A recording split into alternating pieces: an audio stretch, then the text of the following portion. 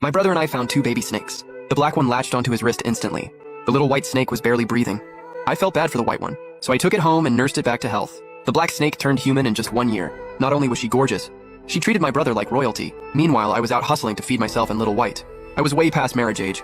But because I was always carrying this useless snake, every woman rejected me. They all said they'd marry me if I ditched the snake. I kicked them all out. I stroked its head, saying, "Even if you never transform, I'll never abandon you. I chose you, and I'm responsible for life." But when the flood hit, that dying white snake transformed into a dragon overnight. I desperately grabbed for its tail in the flood, but it only pulled my brother to safety. Turns out it had its eyes on my brother from the start. Turns out it learned to transform way before the black snake. When I opened my eyes again, holding the dying white snake, I threw it away without hesitation. My brother said, "Look at this little white snake. Top tier quality. It'll definitely ascend someday. It could take you to heaven, you know?" 10 years ago, Uncle Wang from next village found one just like this. Same kind as yours. When that snake ascended, it took Uncle Wang with it.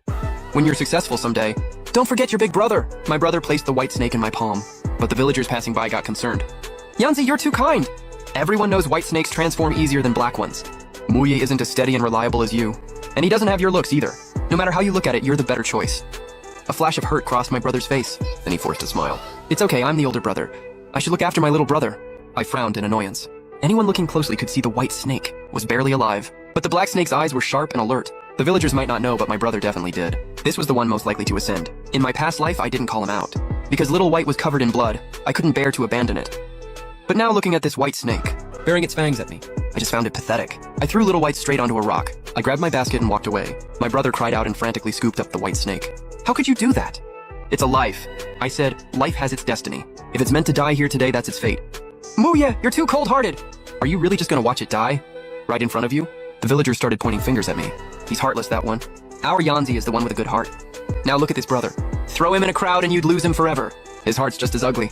I laughed. "Since you're so kind, brother, why don't you take both snakes?" My brother froze. He avoided eye contact. This kind of premium quality. How could I keep it all to myself? "It's fine, take them both. I'm not riding your coattails." My brother was speechless. Little White's badly hurt. Healing it would cost a fortune. The villagers shot me disgusted looks. "Your brother has no luck. Looks like this treasure was meant for you." "Yanzi, stop thinking about that ungrateful brat. Don't give it to him." Suddenly, a white flash. A woman in white appeared like a goddess. A trace of blood at the corner of her mouth made her breathtaking beauty even more shocking. People held their breath. I froze too. Little White had transformed. I clenched my fists. I thought it learned to transform after I saved it. But it knew how from the very beginning. All these years, it just watched as I got mocked for carrying around a useless snake. It never did a thing. But now, in its weakest state, it could force itself to